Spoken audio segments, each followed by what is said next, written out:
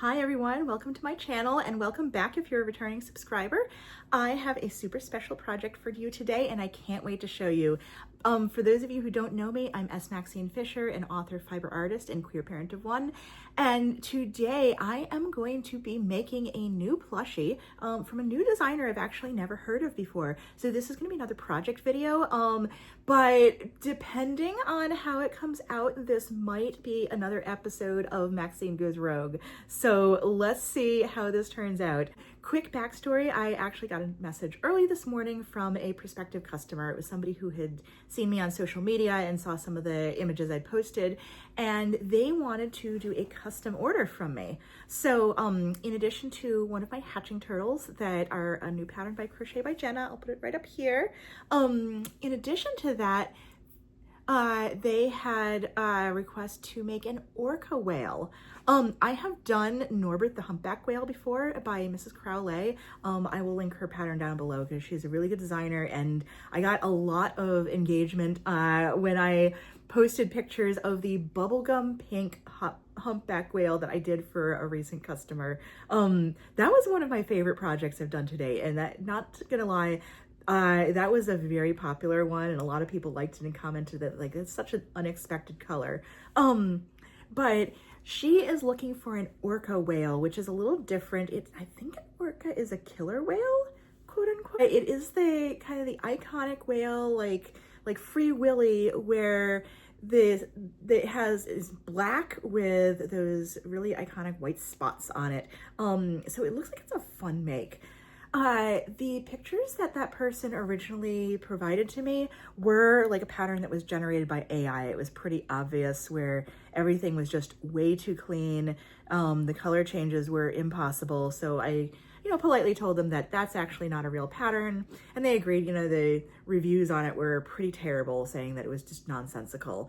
But it gave me a good starting place for what they were looking for. And they also, so this person is actually a fellow artist, and they also provided me with some artwork that they said inspired what they wanted me to make. With their permission, I'm gonna post it up here. So look at this beautiful killer whale that they painted. I'm not even sure what medium that is because I don't paint. But that's fantastic. So I definitely want to try to get this orca to look like that they painted. I did go through Etsy and look through a couple patterns and kind of ran them by the customer, and they decided on this one, which is called Kiki the Orca Whale so I'm going to put the person's handle down below, and I'll link the pattern in the description box in this video. Full disclosure, I am probably not going to follow the pattern 100%. So I've already done a very detailed humpback whale, and I feel like doing it repeatedly gave me a good idea for kind of how it's shaped and how you do a good clean color change down the belly. I really, really, really wanted a pattern that had color changes as opposed to an applique, because so many like marine life that have, a top color and a belly color are made with like just a piece that you sew on. And in real life, like if you look at an orca whale, those colors are flush. There's no bump or raised patch where the white patches are. It's just flush with their skin. It is just a skin coloration difference. And I wanted that to reflect in my humpback whale. I'm sorry, my orca whale. So I like this pattern, but there are some parts of it that I'm like, I like this part, but I might change this part to kind of match the vision I had in my head. So this pattern, I really love the color changes that they did and the way everything is really flush. I like the shaping. One thing that I want to change up is I might do a different style for the flippers. I still want them to be crocheted in, so I'll have to check the pattern and see if they are. And if not, I'm gonna just do a little basic math and crochet those flippers right into the whale. The other thing I'm gonna do is kind of reshape them. And I'm not 100% sold on the tail. So I looked at the tail, and I want my whale to have the colors go all the way out to the margin of the tail. And I may or may not want that tail to be a little bit more flat. Like I see that their tail is kind of poofy. It's a little stuffed. And I really like the humpback whale that I did last time, where the flippers are flat, the tail is flat. They're kind of, they kind of have a little bit more of a texture to them with the yarn that I used. So I think I might finish off the tail my own way and do the tail flukes separately, but we shall see. I do know how to sew them on because I did Mrs. Crowley's version. So this might be a little bit of a mashup. So no shade on the designer, but I have a vision for what I want. So I might go rogue a little bit and see what I can do to make this orca whale come out like the painting. Without further ado, let's jump into the project. I have my yarn here. I'm going to show you the yarn I am using. Big Twist Posh that I can get at Michael's. This is the white, and I'm going to use black, but fair warning, these skeins are not presentable. So this is the last I have of the black Big Twist Posh, and I feel like this might have been my original skein from Joann's. I might have some like original Posh here. I don't know if this is enough to finish a whale, but I'm really just crossing my fingers that if it's not, that it's a good color match. Before I start this, I might just kind of swing by Michael's with this in my pocket and take a little eyeball and make sure that if I run out of yarn that I don't have a dye lot issue. Yeah, I think I might need to do that. But if worst comes to worst, I'll at least do the tail fluke separately with the new yarn, and I won't touch that, and I don't want to mix colors. I don't want to mix dye lots. Anyway, so here's my yarn. Woohoo! Big Twist Posh. Posh? I don't know. And my handy dandy 5mm crochet hook. This is my Tulip hook. This is literally my favorite hook ever. I am not sponsored by Tulip. It's, yeah, you can't really see it. All the numbers have worn off because this is my favorite hook. This is the best crochet hook that is ever made. Runner-up are clover hooks. These are a little bit more expensive, so I only have them in sizes I use all the time. And then the rest of the sizes I have clover hooks, I refuse to use those cheap little hooks that you get at the craft store or online, or once say unbranded ergonomic hook from this or that company. There is a difference in crochet hooks. They're shaped and beveled very specifically, and you can tell when you're using a good quality one if you've been crocheting for a while. That being said, we are going to jump into this project. So I have the tip of one flipper done. So this is about as far as I've gotten. I have had to frog this a couple times. So you all know that I'm a perfectionist, and I definitely like the pattern for the body, but I'm not feeling the flippers. So I'm kind of going rogue and doing my own thing. But I've sort of had to teach myself from scratch how to make the shape that I'm looking for. So instead of doing a round flipper that I feel like is going to kind of cup and curl, I'm trying to do a flat flipper, but I also need it to look like an orca whale flipper. And I also need it to be the same length that the original is supposed to be. So I'm kind of working with a set number of rounds and trying to make this flat and trying to make it the shape I want it. So I don't know, I just feel a little bit defeated right now. I'm hoping this comes out well because I'm tired, guys. I put it aside last night and just kind of was like, okay, I need just a breather from it. So tonight I'm going to work on this again, and let's see if I can get a little bit more than this flipper done. Okay, I think I almost got this the shape I want. The one adjustment I want to make is the one round that's least accessible that requires me to frog this entire flipper, which would be I want to make like one extra round up here to make the flipper longer without like one round of single crochet all the way around to make it longer and a little bit more of a tapered end. I don't know, I'm ready to throw this thing across the room. Hey everyone. Coming on to give you a progress update on the orca whale. So I decided to pivot. The flippers were really giving me a lot of trouble, and I decided to do the part that I was going to follow the pattern more closely and then be able to kind of go back and do the flippers when I have a better idea of how she's going to look so far. So here she is. There is the front of the face, or I'm sorry, the nose, and we're starting to get into the eye spots up here. And I also did the dorsal fin. So this is going to be somewhere back here. now that I have the pattern, I'm kind of working on it. I'm just, again, sort of comparing it to Norbert the Humpback Whale. And I feel like they're going to be about the same size. Might be a little thinner, but the number of rounds was almost like roughly the same, I want to say. So it's going to be about the same size as Norbert, I want to say. I did do a lot of adjustments as I went along. So you can see that I tried to get the color changes really clean. In the photo, for the listing photo, I felt like the shaping of the color changes was kind of jagged. And I didn't really love that part because, again, I wanted to get like a really clean outline of these color changes. That was something I had discussed with my customer, as this is a commission. So what I did when shaping the color changes to make it follow like a slanted curved line while still having a nice clean outline, first of all, was a technique that I will tell you folks.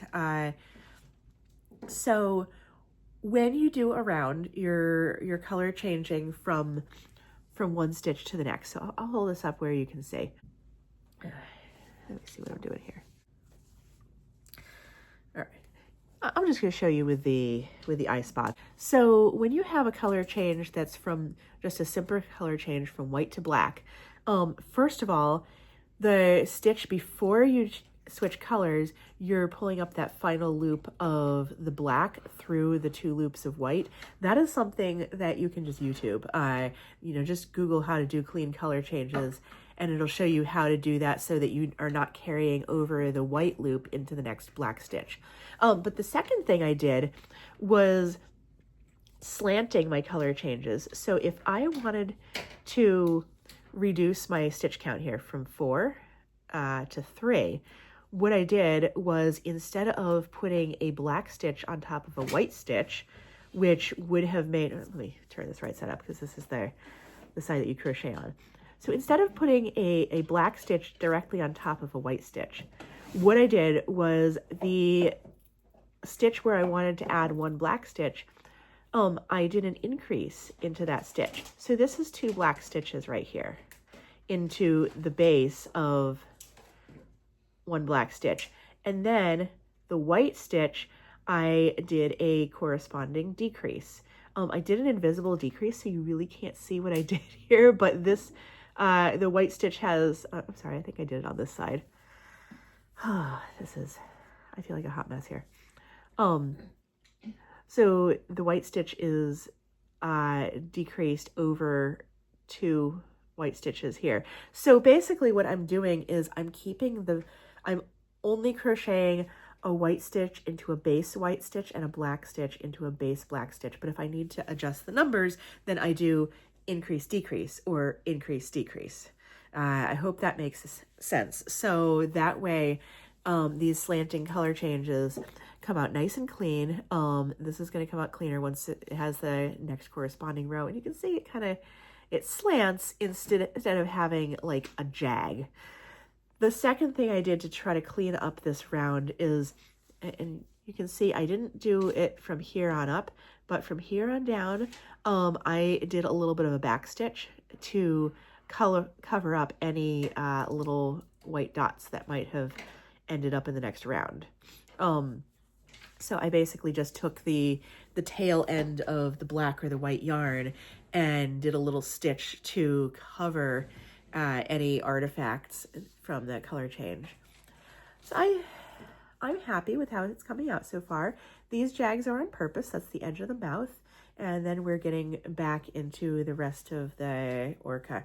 Oh, the other thing I did was this blowhole. So this wasn't in the original pattern. The original doesn't have a blowhole, but I kind of liked it. Like, I left it with Norbert where it was just a detail that I felt helped add to the realism.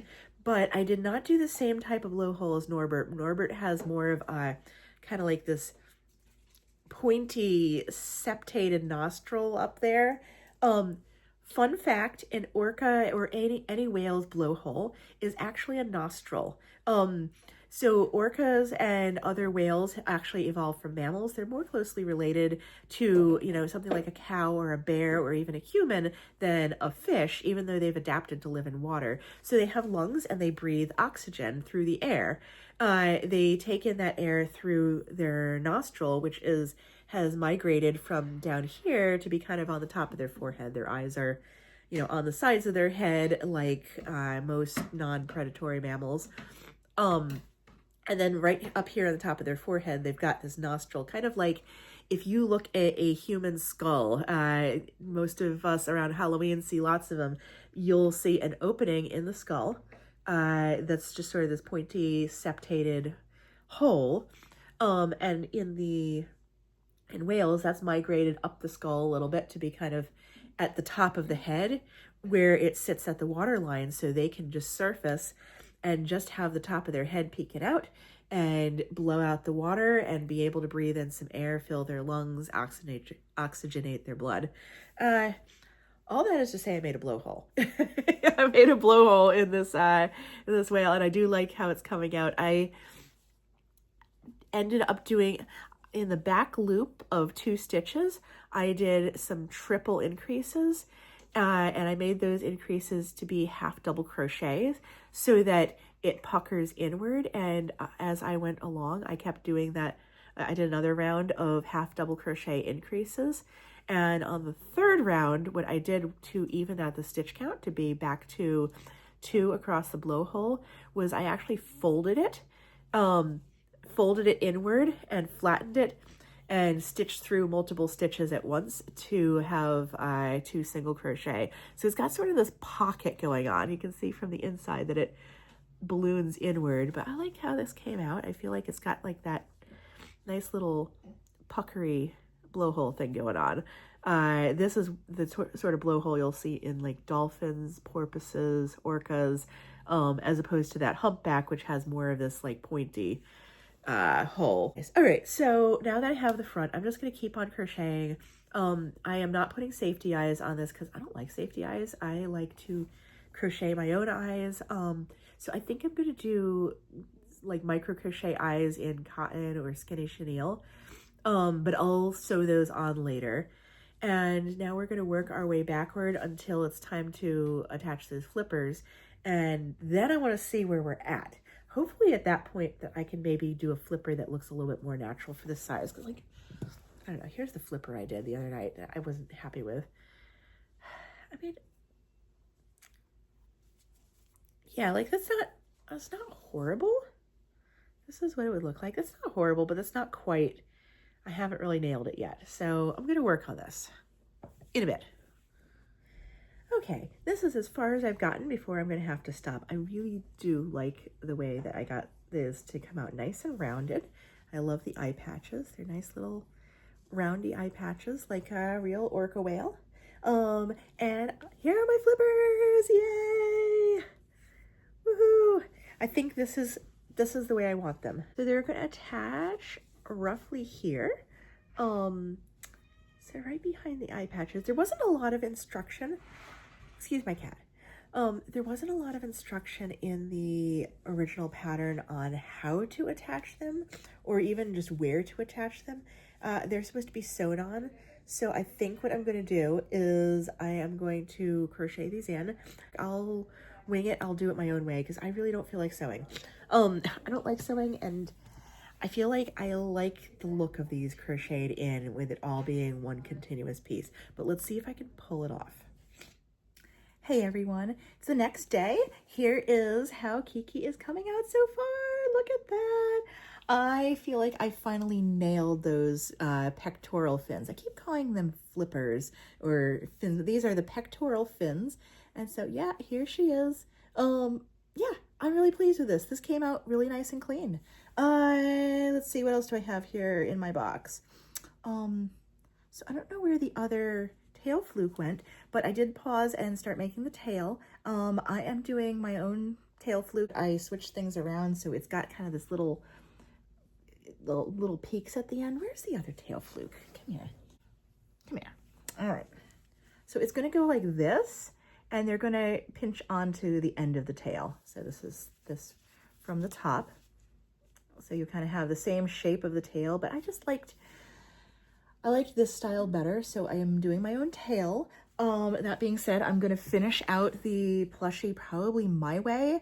I am following this pattern very loosely, and as you can see, the bottom is not coming out like Kiki is supposed to. I am tapering this more because all the pictures of orca whales that I see have kind of a narrower belly patch, and then it widens out again. So nice of you to join this video, Lily. She wants loves. So it kind of narrows down and then widens out to do the flank patches, and at kind of at the same spot, we're going to have the saddle patch up here. Here is where's my dorsal fin? So the dorsal fin will go like here. We're going to have this little chevron right here that sits behind the dorsal fin, so I need to start that soon. And in the same area, we're going to have a flank patch coming up this way. So yeah, orcas have kind of interesting markings. And they're very different from most other cetaceans that you can see. Cetaceans being whales and related mammals like dolphins and porpoises. Like maybe I should make like a dolphin pattern or something. I definitely would not use the same belly, like the really hard lines, because dolphins kind of have, you know, a belly patch that fades into their normal color. Orcas, on the other hand, have these very, very hard lines, so they're visible. They're very visible and recognizable in the water, not only from the top down or the bottom up, but from the side. And that is an advantage to them because unlike something like a baleen whale, like a blue whale or a humpback, orcas are apex predators. Nothing preys on them. Therefore, it doesn't matter how visible they are to others because nothing is after them. What they need to be able to do is to see each other, and they have very visible body coloring where they can see each other within a pod and be able to coordinate their movements. This helps them to be able to hunt other whales, to hunt fish, squid, whatever it is they're after, to coordinate their movements against larger mammals. They can actually hunt large baleen whales like the blue whale, which is the largest living mammal. They can also take down a yacht. Apparently that has been a fad amongst orcas, and that is probably the only instance that one would see violence toward humans, but arguably a yacht is just a man-made object that they might find threatening or inconvenient to be in their waters. We know from science that humans, boats' sonar can tend to throw off whales' communication. So if I was a whale, I would not want a yacht in my backyard either. But yeah, they can actually take down a yacht. They've figured out how to do it, and that behavior has spread from pod to pod through social learning. So they're very intelligent beings, very kind of interesting to kind of brush up my knowledge on orcas. By the way, as you're probably aware, orcas are also known as killer whales. That phrase came from hunting other large whales as a group, kind of like wolves can run down another large mammal and kind of kill it and eat it as a group so that they have a large source of meat. But yeah, killer whale actually came from the term whale killer and evolved into killer whale in humans vernacular, at least in English. So that's my little geeking out about orcas. I'm gonna get back to crocheting, but I'll probably be working on this tonight because I think I hear my baby up. Here is Kiki so far. Look at this. I finally got around to stuffing her after so much time working on. I really don't like working on stuffed plushies, I'm not gonna lie. So I always put it off till the last minute, but this almost bit me in the behind because look how small this opening is. So I actually realized that this opening was too small to stick my entire hand in. I had to frog back a couple of rounds, but look how she looks with her dorsal fin. Oh my gosh, this is so cute. Look at her. I think it took me a while, but I really nailed that saddle patch. It's still a little ugly, but this part right here is gonna be covered by the dorsal fin anyway. So yeah. And now we are just finishing up these flank patches, and this is the underside. I'm doing some work trying to curve her tail downward. I don't want the whole whale to be curved. I do kind of want her straight, but a whale's body does have curves in the spine and in the hips, wherever they're kind of like, their tail's not completely straight like a fish. A whale's a mammal. They've got some body modeling going on. So I want this to look as realistic as possible. We are almost done. I really, really want to finish her tonight. So I am going to get to work. I probably won't come on and show you guys until it's done. So hopefully the next shot you get is me holding her up all finished and ready to sew the pieces on. Hi everyone. It is the final day. I am ready to show you the grand reveal. So here she is. Woo! Oh! She came out so stunning. I am so happy. I just finished the eyes today. I did a little bit more cleanup where some of the patches I just did a little bit of sewing to make sure that the little you know, artifacts were covered up. But I love how she came out. Look, this is, oh, tail's all schmiggered from sitting in my shelf downstairs waiting to be photographed. So here's the tail. I love how the tail came out. I'm really proud of that tail. It's like, I don't know, it just feels perfect. And there's the underside. So yep, she is all done. She is ready to ship off to her forever home. The one last thing I am going to do before I send Kiki off is I need to look at the stitches I made and write everything down. So I am going to go sit at my laptop now and type stuff up because I did not write things down while I was freehanding this whale. I really should have. But while I have her here for reference, I'm going to go ahead and do that so that if somebody sees this video and says, hey, can you make me an orca? I'm not in a panic going, oh shoot, do I remember how to do it?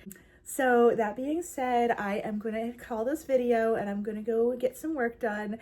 Thanks for watching, everyone. If you liked watching this and want to see more, hit that like and subscribe button, and I'll see you in the next one. Have a fabulous day, everyone, and stay creative. Bye. Woo, woo, woo. I can speak whale.